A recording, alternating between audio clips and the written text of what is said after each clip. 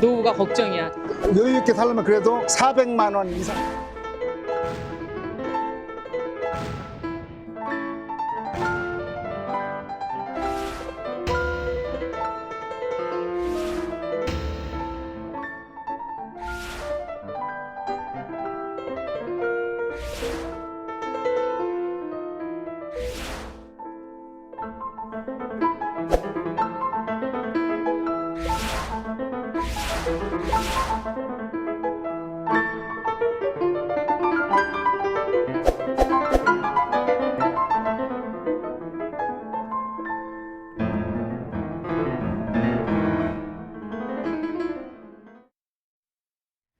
네, 프레스룸 라이브 매일 이 시간에는요, 돈 되는 경제 뉴스를 모아서 각 분야의 최고의 전문가와 모시고 알기 쉽게 설명해 드리도록 하겠습니다. 오늘 첫 출연을 해주시는 분은요, 이미 온라인상에서 너무 유명하신 분입니다. 재테크 1타 강사 김경필 머니 트레이너 모셨습니다. 안녕하십니까? 네, 반갑습니다.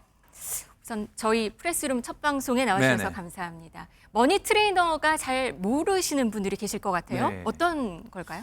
우리가 뭐 보통 공부, 운동, 저축 이런 것들이 반복의 결과물이라고 하잖아요. 네. 그래서 우리가 몰라서 못한다기보다는 반복을 꾸준히 못하다 보니까 그러니까 우리가 운동에서 근육을 만들듯이 우리가 돈 관리도 근육이 필요하다. 그래서 이제 트레이너라는 표현을 썼습니다. 근육이 필요하다. 네네. 반복하고 배워야 한다. 네네. 말씀이시군요. 그러면 제가 좀 찾아보니까 네. 1억을 모으는 게 가장 재테크의 기본이다. 이런 말씀을 많이 하셨어요. 아무래도 재테크를 성공한 분들이 그렇게 했고 또 재테크를 마음에만 있지만 실패하는 분들이 거의 99%가 1억이라고 하는 가장 기본적인 자본을 모으는데 실패를 하거든요. 네. 우리가 비행기가 비행을 하려면 고도 1만 미터로 올라가야 되지 않습니까?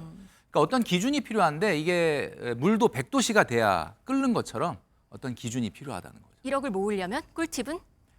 뭐 사실 가장 중요한 네 가지를 저는 항상 얘기하는데 선저축, 강제저축, 정기저축, 증액저축. 저축이네요. 예, 근데 1억 모으기니까요. 1억을 뭐 불리기가 아니거든요. 일단 네. 1억까지는 모아야 됩니다. 네. 그러면 노후 준비. 오늘 저희 주제는 노후 준비입니다. 노후에는 일단 생활비가 어느 정도 필요할까요? 그거부터 시작해 보시죠. 네. 그래서 사실 뭐 여러 조사 기관에서 발표하는 내용들을 아마 우리 시청자분들도 보셨을 텐데 뭐 200만 원이다, 250만 원이다 이런 여러 가지 이야기들이 있지 않습니까? 자, 그런데 네. 그것은 평균을 얘기한 거고 네. 가장 중요한 것은 나의 노후 생활비를 계산해 봐야 됩니다.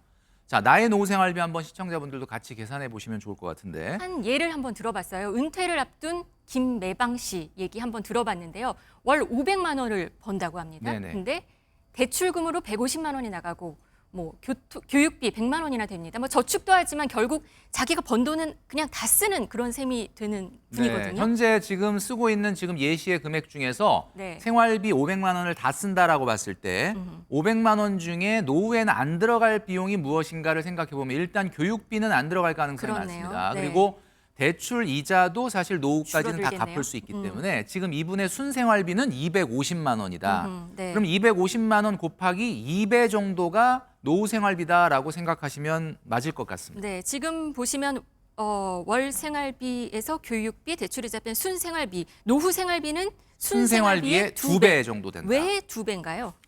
사실 여러분들이 다 아시겠지만은 우리가 쓰고 있는 지금 생활비는 월, 화, 수, 목, 금은 회사에 나가고 토요일, 일요일만 여가 생활을 보내면서 쓴 생활비 아닙니까? 그렇죠. 근데 노후에는 완전히 은퇴를 가정을 했을 때는 월요일부터 일요일까지가 완전히 여가 생활로 채워지기 때문에 당연히 생활비가 늘어나지 줄어들지 않는다.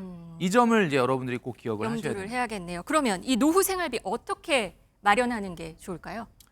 아무래도 이제 노후 생활비를 마련하기 이전에 이제 좀 전에 이제 그 노후 생활비가 얼마 들어갈 건지 계산했으니까 네. 본인이 이 노후 생활비에서 얼마가 부족한지를 먼저 확인하는 것이 가장 중요할 것 같습니다. 예를 들면 250만 원 곱하기 2면 500만 원이 들어간다. 자, 그런데 먼저 첫 번째로 우리가 해봐야 되는 것은 공적연금이라고 하는 게 있지 않습니까? 국민연금. 이 국민연금을 우리가 국민연금공단에 들어가서 네. 내가 노령연금이 얼마 정도 나오는지를 한번 확인해 볼 필요가 있고요.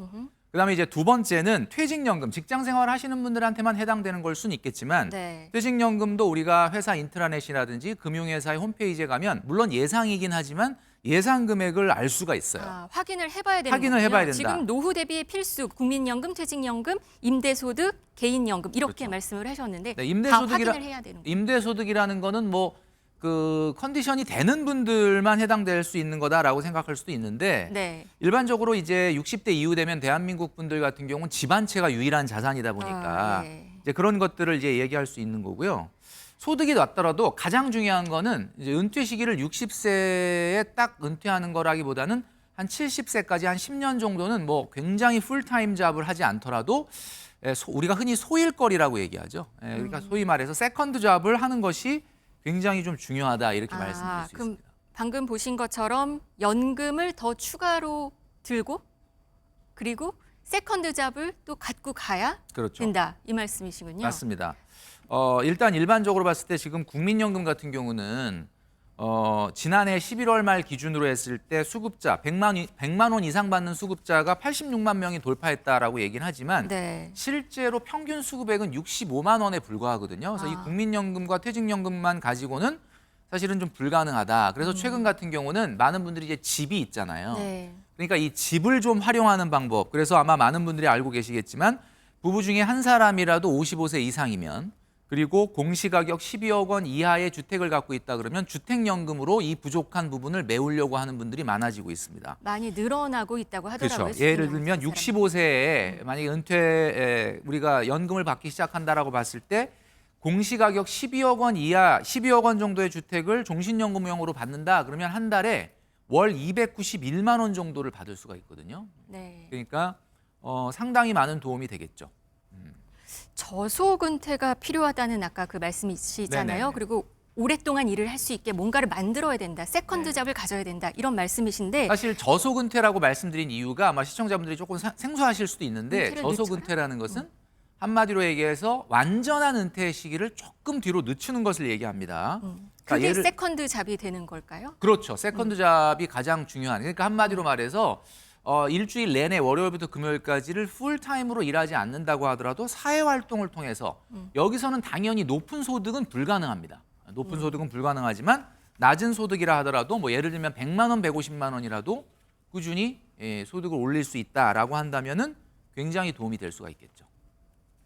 네, 오늘 그리고 이 세컨잡에 도전해서 만약에 사회 활동을 연장을 하려면 세컨잡은 뭘 하면 좋을까요? 또 어떻게 찾으면 좋을까요? 짧게 한번 말씀해 주시죠. 지금 사실 내일 모레가 은퇴다라고 한다 그러면 내가 준비가 안 돼 있다 그러면 어차피 생계형 경제 활동을 또 해야 됩니다. 네. 근데 이걸 방송을 보시는 많은 시청자분들 중에 혹시 은퇴가 앞으로 10년, 15년 이상 남아 있다라고 한다면 어떤 게 돈이 될까라고 하는 포인트보다는 내가 어떤 걸 할 때 잘할 수 있고 행복할 수 있는지 그 부분에 대한 것을 먼저 생각하신 다음에 왜냐하면 높은 소득을 우리가 올리자는 게 아니기 때문에 네. 자신이 가장 잘할 수 있는 소득 그런 것들을 좀 생각을 하시는 것이 좋습니다. 네, 오늘 노후 준비에 대해서 알아봤습니다. 김경필 머니 트레이더와 함께했습니다. 감사합니다. 네, 감사합니다.